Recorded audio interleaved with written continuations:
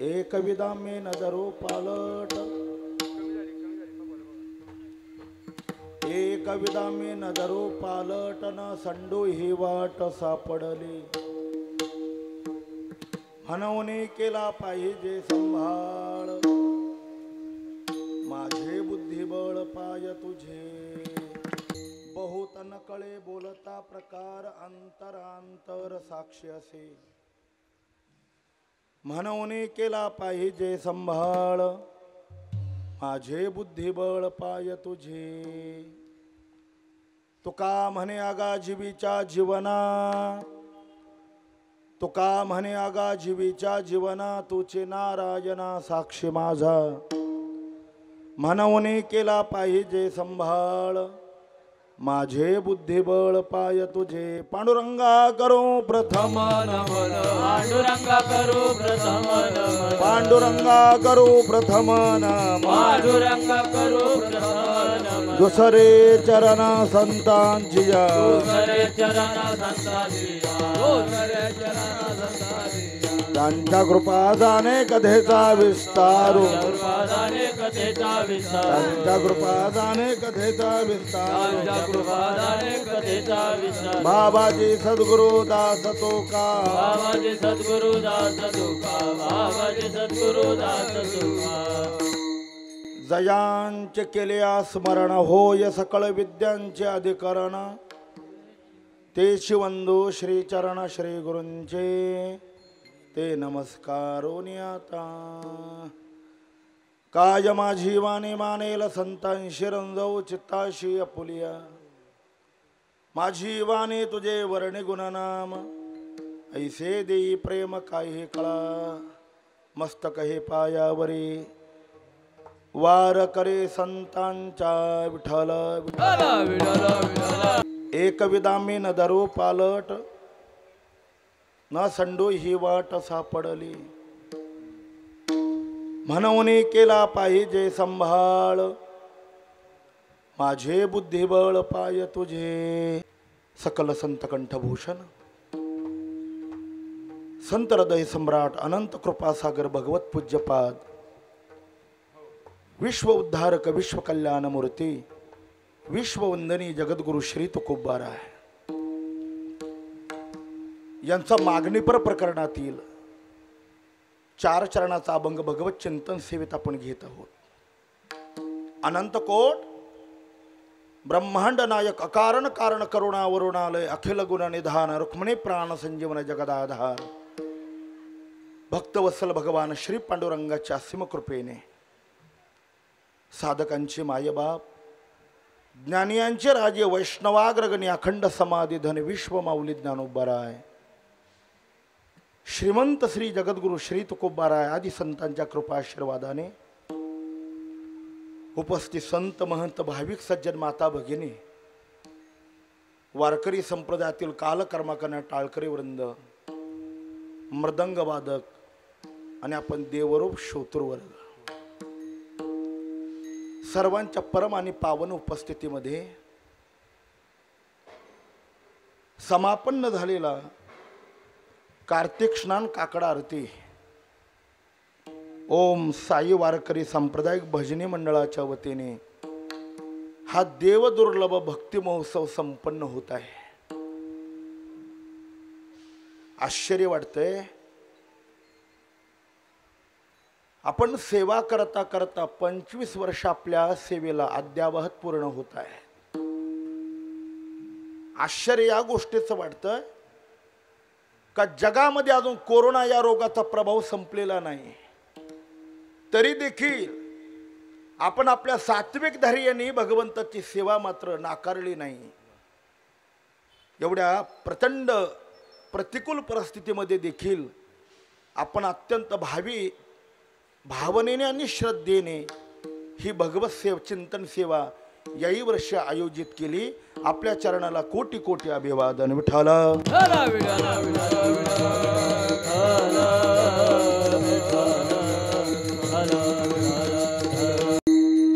या भव्य दिव्य भक्ती महोत्सवाचं आयोजन, ज्यांचं सहकार्य, ज्यांची सेवा असे असणारे रविशेठ मुंढे साहेब,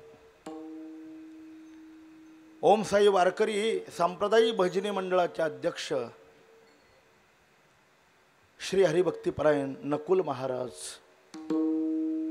आणि आपण सर्व भाविकांच्या सहकार्याने या ठिकाणी सेवा संपन्न होते. वारकरी संप्रदायातले अभिनव गंधर्व मंडळ या ठिकाणी उपस्थित आहेत. हिमालयाच्या तोडीचे पखावज वादकही आहेत आणि आपण अंतरंग साधना करणारे श्रोतृवर्ग या ठिकाणी उपस्थित आहेत. आज दुग्ध शर्करा योग आहे. सुवर्ण अक्षराने हा क्षण लिहून ठेवावा असा हा काल आहे. माझ्या आणि तुमच्या परमभाग्याने श्री बालयोगी निष्काम कर्मयोगी स्वामी महाराज या ठिकाणी आपल्या दर्शनाकरता या ठिकाणी उपस्थित झाले. अशा सद्गुरू स्वामी महाराजांच्या चरणाला अभिवादन करून जगद्गुरु तुकोबर यांच्या या अभंगावर संकल्पित वेळेत जोग महाराजांच्या परंपरेने चिंतन करण्याचा प्रयत्न करू. विठाला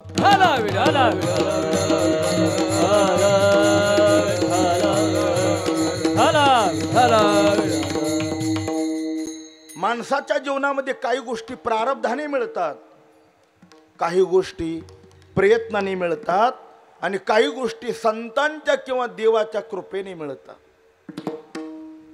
संसारातलं जे अनुकूल आणि प्रतिकूल जीवन आहे, जे सुखदुःखातलं जीवन आहे, ते केवळ प्रयत्नानेच मिळत नाही तर केवळ प्रारब्धानेच मिळतं. संसारामध्ये फार प्रयत्न करावा लागत नाही महाराज, त्याकरता प्रारब्ध अनुकूल लागतं. वैकुंठवासी परमश्रद्धेय मामासाहेब दांडेकर म्हणायचे, संसारामध्ये ज्याचं प्रारब्ध अनुकूल आहे त्यांनी थोडा प्रयत्न करावा, त्याच्या मातीचं सोनं होईल.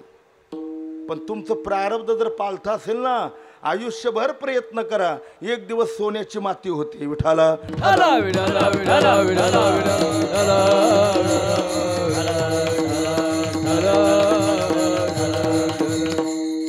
प्रारब्ध कशाला म्हणतात अगदी सुटसुटीत व्याख्या सांगतो, आध्यात्मिक अधिक चिंतन करणार नाही.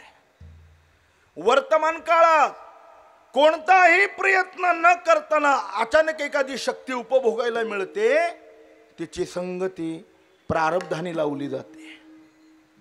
5 गोष्टी संसारामध्ये प्रारब्धाने मिळतात, लक्षपूर्वक ऐका.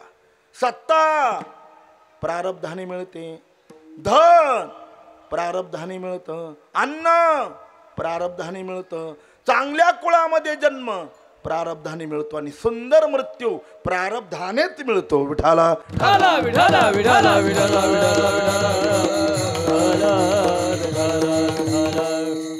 सत्यकर्म मूले विपाको जात्यायुर्भोगा असं सांख्यशास्त्रामध्ये वचन आलेले. सत्ता मिळवण्याकरता कोण प्रयत्न करत नाही महाराज. याची टोपी त्याच्या डोक्यात, त्याची टोपी त्याच्या डोक्यात, सगळे हैराण आहेत, पण सत्ता मिळत नाही. सत्ता मिळण्याकरता प्रारब्ध अनुकूल लागतं. आपण सुशिक्षित आहात, एक प्रसंग सांगतो. बडोद्याचे सयाजीराव गायकवाड यांचा इतिहास कोणी वाचला असेल किंवा ऐकला असेल. सयाजीराव अत्यंत दारिद्र्य कुटुंबामध्ये जन्माला आलेले होते महाराज. संध्याकाळची भाकर सुद्धा मिळत नव्हती. डोंगरामध्ये गुरं राखण्याचं काम करत होते. अचानक एक जीप गाडी आली.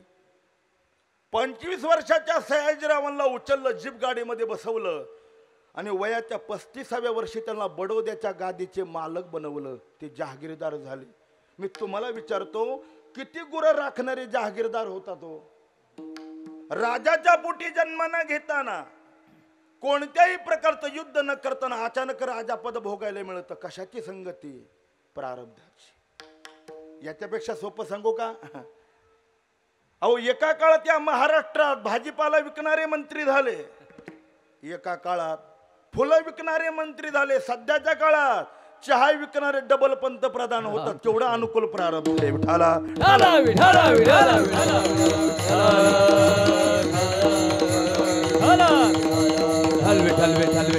महाराज सांगतात, प्रारब्धेशी जोडे धन,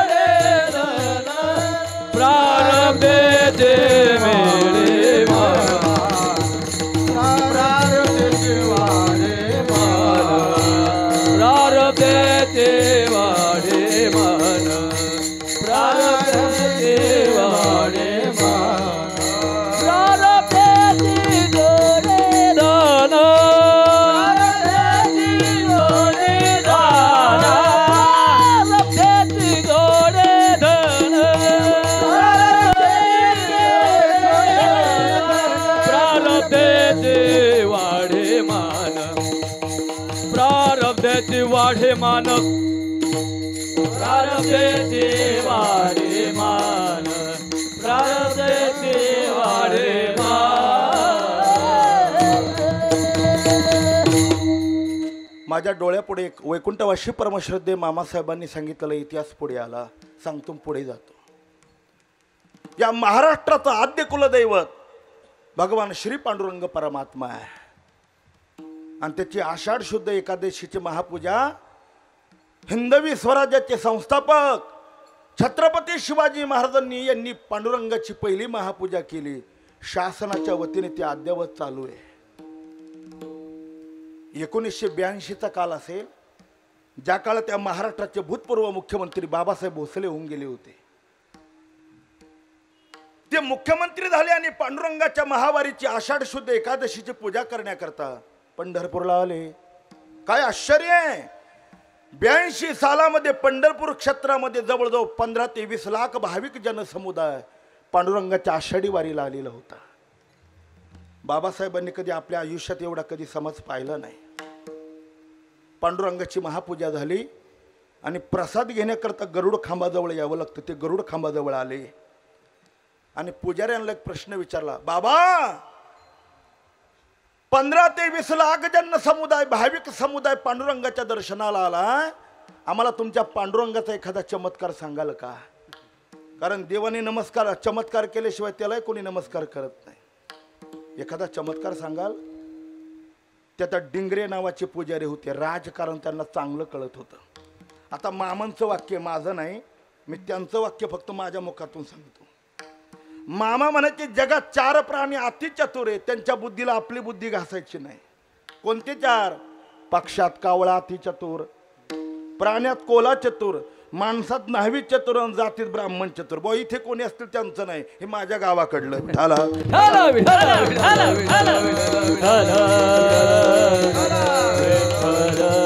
ते ब्राह्मणही होते आणि राजकारण चांगल्यापैकी कळत होतं.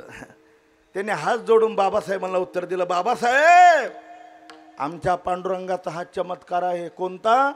तुमच्यासारखे महाराष्ट्राचे मुख्यमंत्री होतात ना, हाच आमच्या देवाचा चमत्कार आहे. का सांगितलं? योग्यता नसताना देखील पद मिळतं. प्रयत्न नाही, अनुकूल प्रारब्ध. विठाला काही गोष्टी प्रारब्धाने मिळतात, काही गोष्टींकरता प्रयत्न करावा लागतो.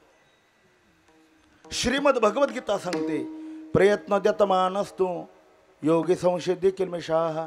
काय ज्ञानोबरायांचं वाक्य आपण कधी ज्ञानेश्वरी वाचा. ज्ञानोबराय बोलतात विषकी आहारी पडे समुद्री पाय वाट जोडे एकी योगाभ्यास थोकडे अभ्यास एकी वाघ ब्रह्म थोकडे अभ्यास केले. घरी बसून मोठेपणा मिळत नाही महाराज. आमच्या दैवात नाही, आमच्या दैवात नाही, हे आळशी माणसाचं लक्षण आहे. पुरुषार्थवादी माणसांनी प्रयत्न केला पाहिजे. आमच्या बालपणात एक कविता होती. प्रयत्न वाळूचे कनर गडिता तेलही गळे. घरी बसून मोठेपणा मिळत नाही. आता हे दोन्ही मृदंग वादक किती सुंदर मृदंग वाजवतात. त्यांना विचारा घरी बसून शिकलेत का? नाही महाराज. कुठेतरी गुरुजवळ जावं लागलं असेल, बोट फुटेपर्यंत प्रॅक्टिस करावी लागली असेल, त्यावेळेला इतकं सुंदर वाजवता येत आहे. आमचे डांगले महाराज अधिक महाराज मंडळी सुंदर गायन करतात. अरे घसा फुटेपर्यंत प्रॅक्टिस करावी लागली असेल, त्यावेळेला एवढं सुमधुर गाता येतं. घरी बसून मोठेपणा मिळत नाही. तुकोबराय सांगतात यादसाठी केला होता यादसाठी केला होता हा यादसाठी केला होता यादसाठी केला होता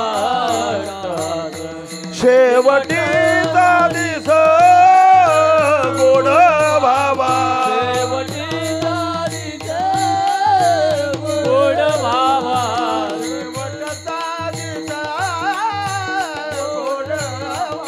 शेवटी गोड भावा आता पावलो विसावा आता पावलो विसावा आता पावलो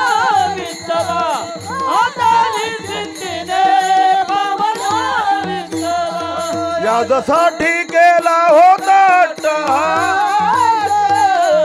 शेवटचा दिस गोड व्हावा, शेवटचा दिस गोड व्हावा, शेवटचा दिस गोड व्हावा.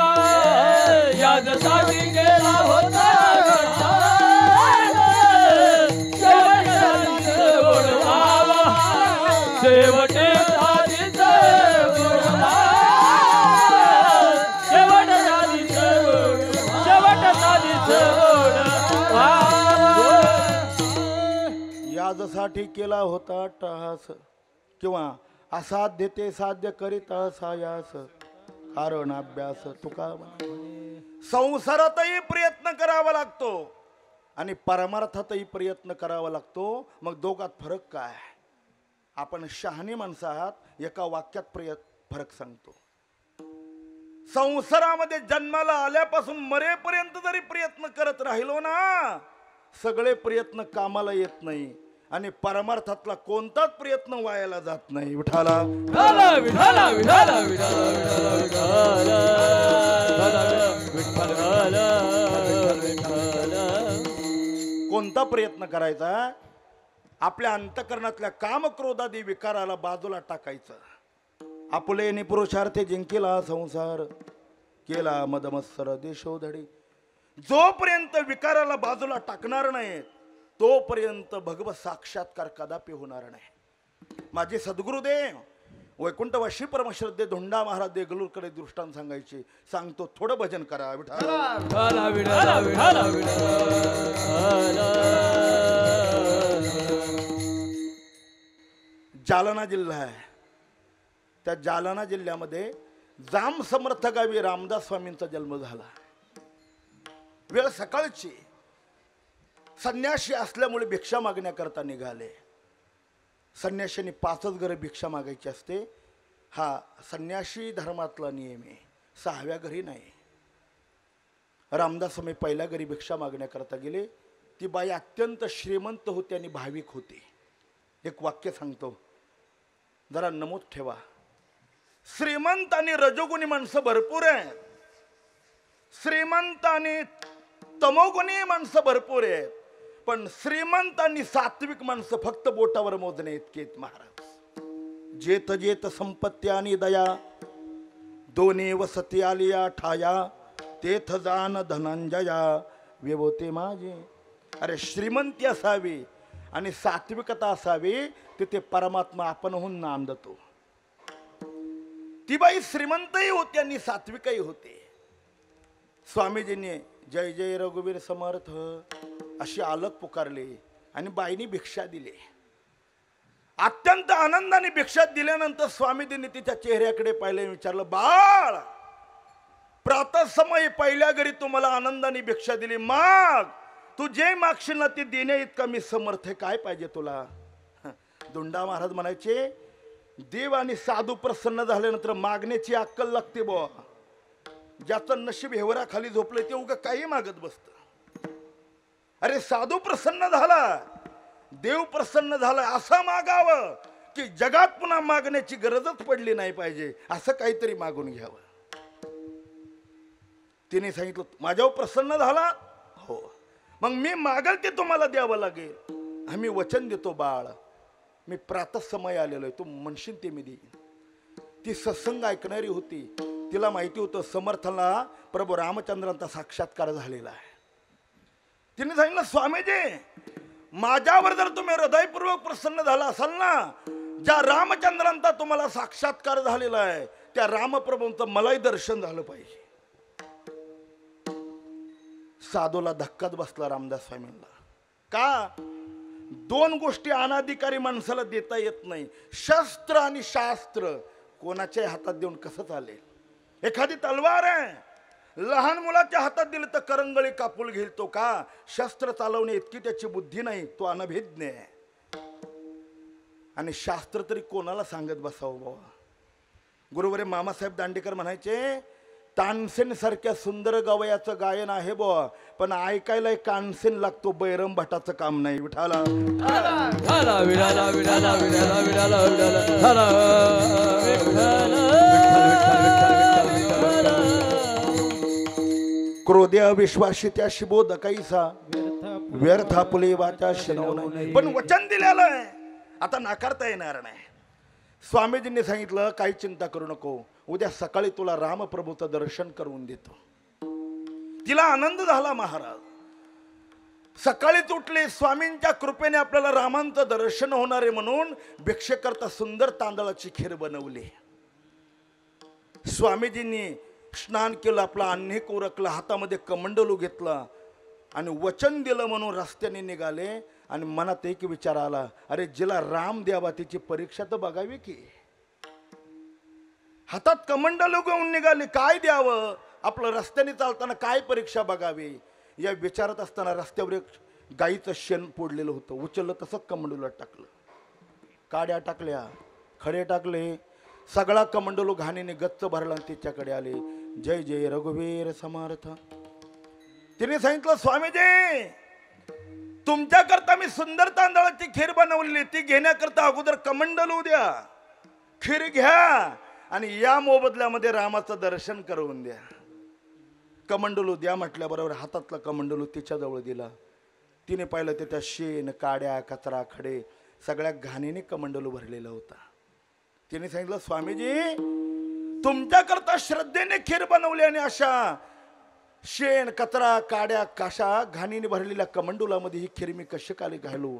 मला कमंडलू स्वच्छ पाहिजे, तर मी माझी खीर तुम्हाला देईल. रामदास स्वामी म्हणाले, अगं वेडे, तुझी सामान्य खीर घेण्याकरता जर माझा कमंडलू तुला स्वच्छ लागतो, तर माझा राम देण्याकरता तुझं अंतकरण स्वच्छ नको का. येऊली गोपाळ राहे ते येऊनी गोपाळ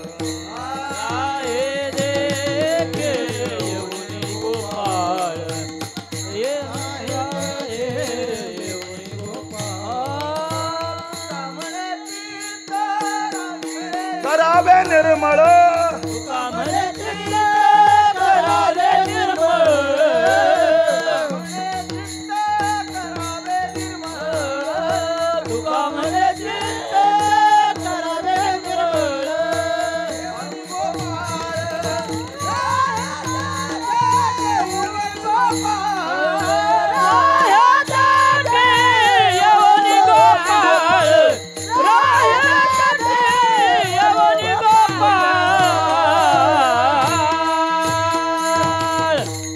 कामने चित्त करारे निर्मळ येवोनी गोपाळ राहे तेथे.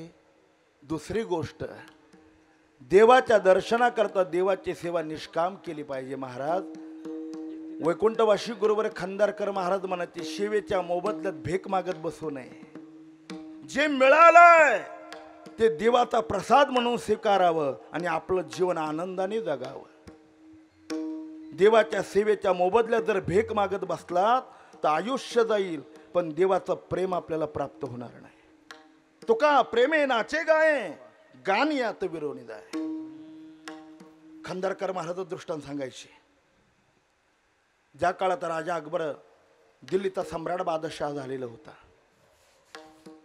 त्याच्या दरबारात तानसेन नावाचा निष्णात गवई होता. म्हणतात अति निष्णात.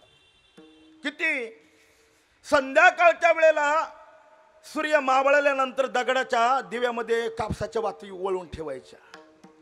सूर्यास्त झाला की तानसेनने पटदीप नावाचा राग आळवल्याबरोबर पटापट दिवे लागायचे. महाराज आगपेटीची गरज लागत नव्हती. काही साधना असेल. श्रावण महिना, आकाशामध्ये ढगही जमा झालेले आहेत पण पाऊस तर पडलेला नाही. अशा वेळेला तानसेनने दरबाराच्या बाहेर यावं, आकाशाकडे बघावं आणि मेघ मल्हार नावाचा राग आळवावा. पटापट पाऊसच पडायचा. हे राजा अकबराने पाहिलं, त्याला कौतुकच वाटलं. त्याने विचारलं, तानसेन अरे तू जर इतका सुंदर गातोस तर मग तुझे गुरुजी किती सुंदर गात असतील, मला तुझ्या गुरुजींचं भजन ऐकायचंय. तानसेनने सांगितलं, हे बघा सरकार, माझे गुरुजी राजसत्तेपुढे वाकत नाही आणि वाकूच नाही त्याला साधू म्हणतात. ठाला ठाला विठाला विठाला विठाला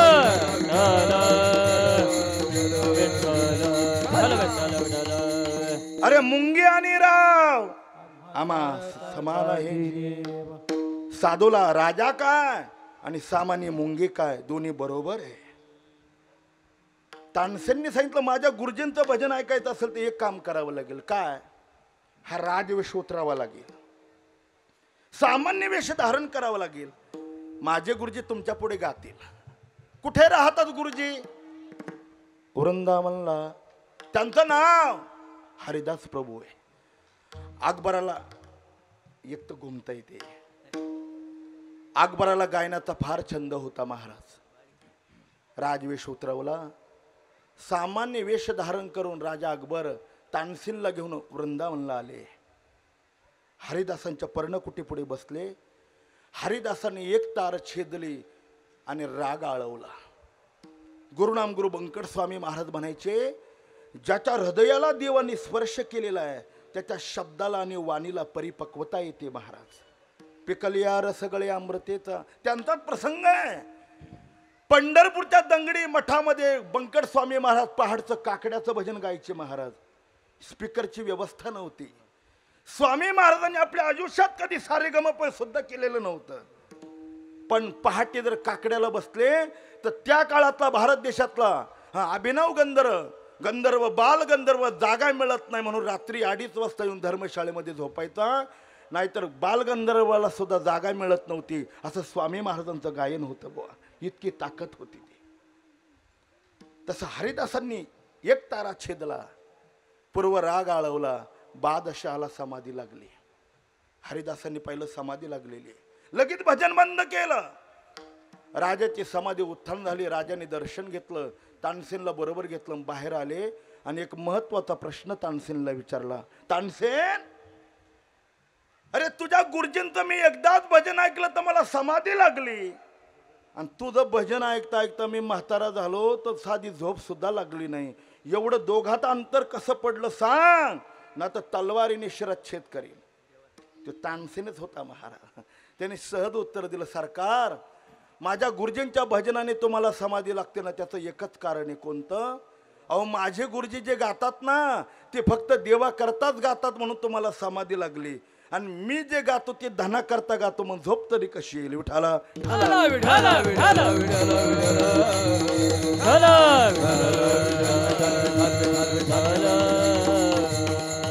जगद्गुरु तुकोबरायांची सेवा ही निष्काम आहे. त्या सेवेचा मोबदला परमात्मा स्पर्श जगद्गुरु तुकाराम महाराजांना झाला. देवाचं दर्शन झालं. येरवे देवाची कृपा सगळ्यात कठीण आहे.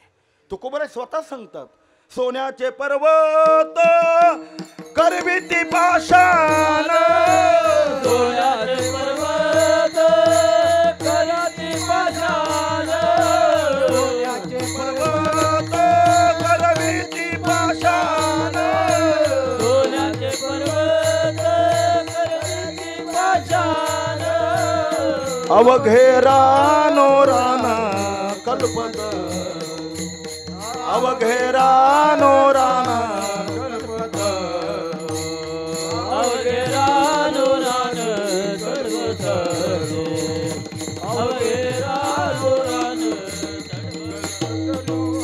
सोन्याचे पर्वत करविती पाषाण, सोन्याचे पर्वत करविती पाषाण, सोन्याचे पर्वत करविती पाषाण, सोन्याचे पर्वत करविती पाषाण, अवघे रानो रान कल्पतरू, अवघे रानो रान कल्पत, अवघे रानो रान कल्पत, अवघे रानो रान कल्पत.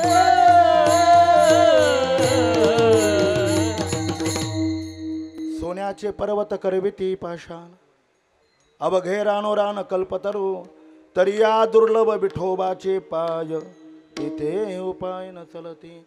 मग तुकोबरायांना विचारलं, एवढं कठीण असलेल्या भगवंताचं दर्शन तुम्हाला झालं कसं?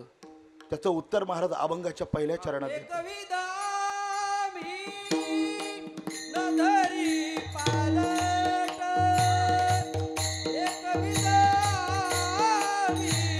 न धरू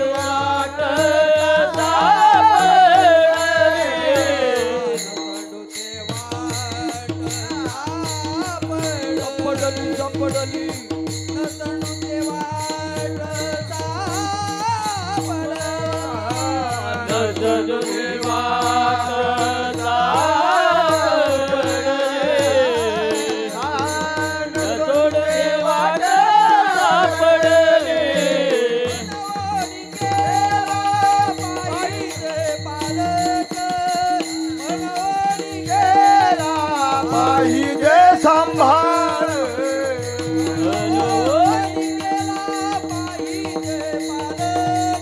सांभाळ पाहिजे सांभाळ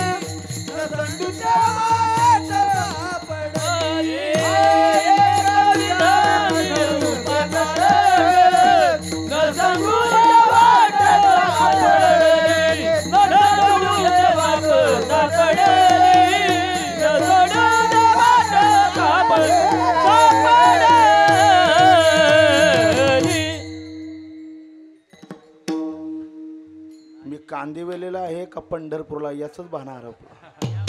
सुंदर वाक्य. काय केलं देवाच्या दर्शनाकरता महाराज सांगतात, एक विदामी नदरू पालट. देवाच्या भक्तीला लागलो ना, आता बदलच केला नाही, याला निष्ठा म्हणतात. त्या काकड्यामध्ये एक अभंग आलेला आहे, तो का म्हणे अवघी आवरली वासना आता नारायणा दुसऱ्यापासून. वैकुंठवासी गुरुवरी धुंडा महाराज म्हणायचे, इहलोकातलं आणि परलोकातलं कल्याण होण्याकरता माणसाजवळ 6 निष्ठा असाव्यात. पहिली देशनिष्ठा, दुसरी धर्मनिष्ठा, तिसरी नीतिनिष्ठा, चौथी संस्कृतीनिष्ठा, 5वी अध्यात्मनिष्ठा आणि 6वी भक्तिनिष्ठा. ठाला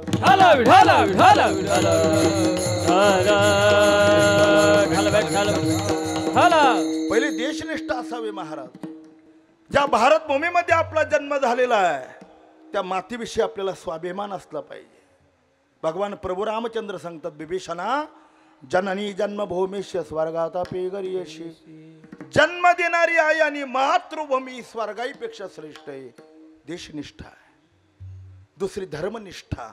श्रीमद भगवद्गीता सांगते, श्रेयां स्वधर्म विगुणः परधर्मा स्वनिष्ठितात स्वधर्मां निधनं श्रेयाः परधर्मो भयावह.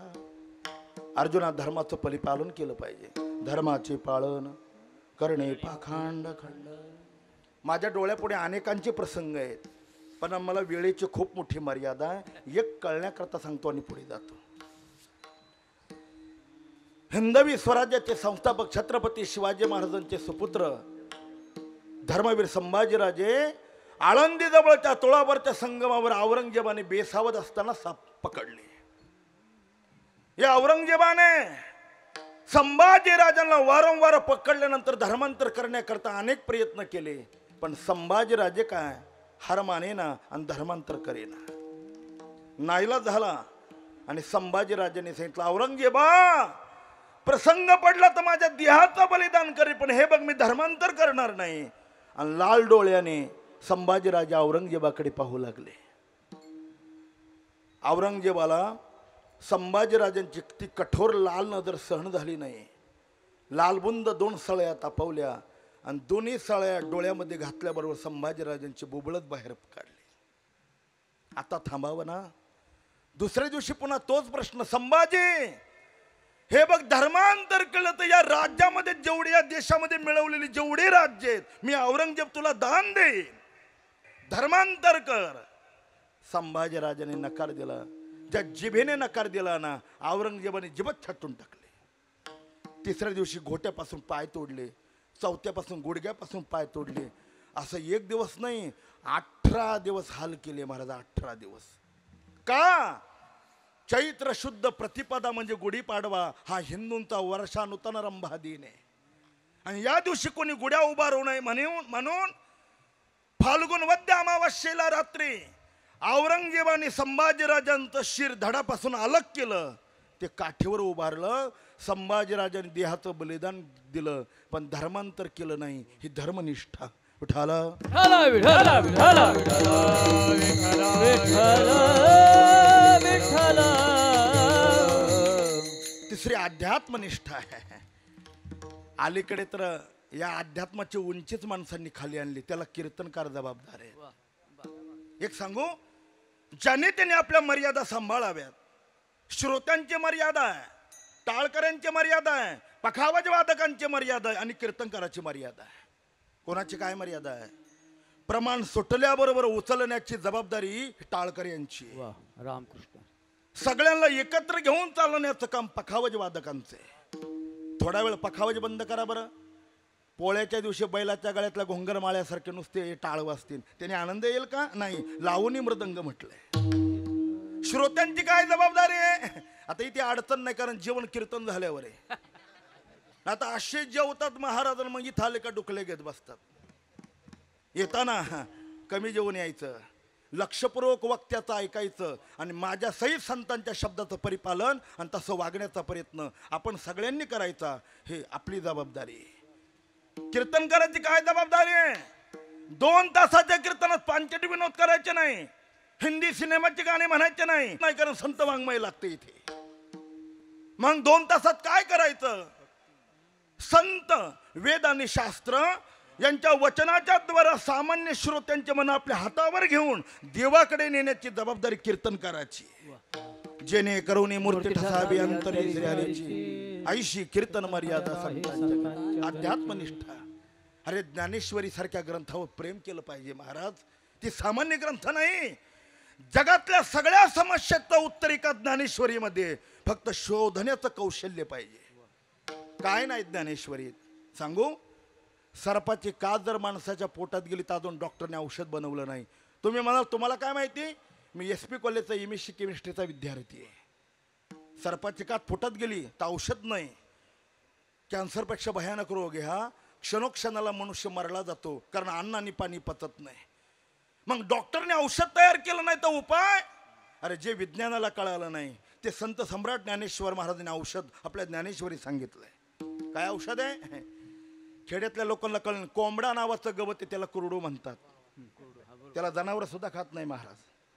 तो कुरडू वाळल्यानंतर झोडायचा, उकळत्या पाण्यात उकळायचा आणि धूत वस्त्रात गाळायचं आणि ते पाणी प्यायचं. आपोआप सर्पाची कात बाहेर पडते. अरे जे विज्ञानाला कळालं नाही ते जर आमच्या ज्ञानेश्वर महाराजांनी सांगितलंय तर मग ज्ञानेश्वरी वाचायला काय अडचण आहे? विठाला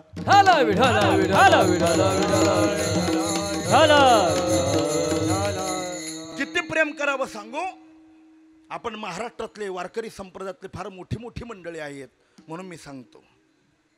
वारकरी संप्रदायामध्ये जशी SP कॉलेजचे प्रिन्सिपल गुरुवारे मामासाहेब दांडेकर झाले, तसं या महाराष्ट्राच्या भूमीत वैकुंठवासी परमश्रद्धे हे प्रातस्मरणीय गुरुवर्य धुंडा महाराज देगलूरकर हे हिमालयाच्या तोडीचं एक व्यक्तिमत्व झालं महाराज. हिमालयाच्या तोडीचं महाराज वयाच्या 16व्या वर्षापासून ते देह पडेपर्यंत ज्ञानेश्वरी सांगत होते. आम्ही स्वतः ऐकलेली ज्ञानेश्वरी. ते 12 महिने पहाटे 6 वाजता ज्ञानेश्वरी सांगायचे. तुम्हाला आश्चर्य वाटेल, पंढरपूरला 12 महिने श्रोत्याला जागा मिळत नाही म्हणून गटाराजवळ पोते टाकायचे आणि श्रोते ज्ञानेश्वरी ऐकत होते. हजार श्रोते ज्ञानेश्वरीला यायचे. नंतर नंतर महाराज जरा खूपच थकले. चंद्रभागेत एवढं सकाळी स्नान करून ज्ञानेश्वरी सांगणं जमत नव्हतं. जरा ऊन पडल्यावर चंद्रभागेच्या स्नानाला जायचे. मग सकाळी काय करायचे? 2 पाय 2 हात आणि तोंड स्वच्छ धुवून ऊर्ध्व पुंड्र लावून ते व्यासपीठावर बसून ज्ञानेश्वरी सांगायची. एका व्यक्तीने त्यांना असा प्रश्न विचारला, धुंडा महाराज, तुमच्यासारखा ज्ञानेश्वरी सांगणारा समग्र विश्वात साधू नाही, पण नवल मला असं वाटतं तुम्ही आंघोळ न करताना ज्ञानेश्वरी सांगता. अहो, ज्ञानेश्वरी सारख्या पवित्र ग्रंथाला आंघोळ न करताना हात लावावा का? आणि तुम्ही सांगता, याचं मला नवल वाटतंय. धुंडा महाराजांनी सांगितलं, मग याच्यात आश्चर्य करण्यासारखं काय? ते काय म्हणाले ऐका. ते म्हणाले, अरे जसं लहान मुलाला आईचं स्तनपान करण्याकरता आंघोळीची आवश्यकता नाही ना, तशी ज्ञानेश्वरी माझी आई आहे आणि तिथं स्तनपान करण्याकरता मला आंघोळीची आवश्यकता वाटत नाही. ठाला ठाला विठाला विठाला विठाला विठाला विठ्ठल विठ्ठल विठ्ठल विठ्ठल विठ्ठल. अरे आपलं उठणं ज्ञानेश्वरीच्या वाचनाने व्हावं आणि आपली झोप गाथ्याच्या वाचनाने असावी. हे पवित्र ग्रंथ आहे. याने काय होईल? निष्काम कर्माने उपासनेच्या द्वारा अंतकरणाची शुद्धी होईल आणि सद्गुरु कृपेने तत्वज्ञानाचा बोध होईल. सहज मी आंधळा गा निराकार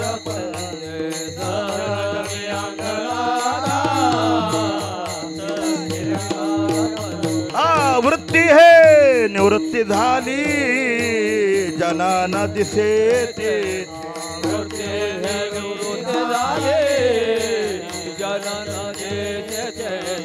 मी माझ हरपलो ठाई जेथे जाते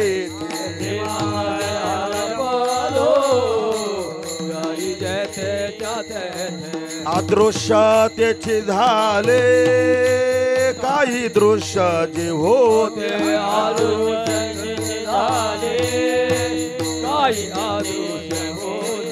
अदृश्य त्याची झाले काही दृश्य जे होते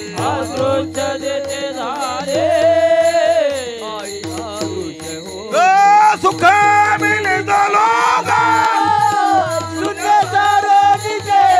त्रिकूट शिकारी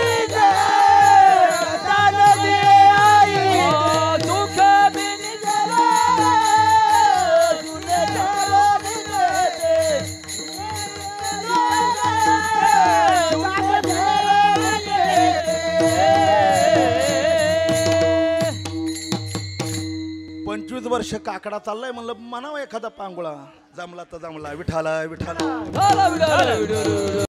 काकडा हा वारकऱ्याचा प्राण आहे महाराज. गुरुवरे मोठे महाराज धुंडा महाराज म्हणायचे ज्याचा काकडा पाठ नाही तो वारकरीच नाही. पाठ जरी नसेल ना पुढे ग्रंथ ठेवून तो म्हणला पाहिजे कारण त्याच्याशिवाय वारकरी संप्रदायाची साधनाच होत नाही. विठाला अध्यात्मनिष्ठा ना हम मनुष्यो न च देव यक्षो न ब्रह्मचर्य न गृहिस्तो भिक्षुर्नाचा हम निजबोध रूपा अशी वृत्ती त्याची होती. ही अध्यात्मनिष्ठा आहे.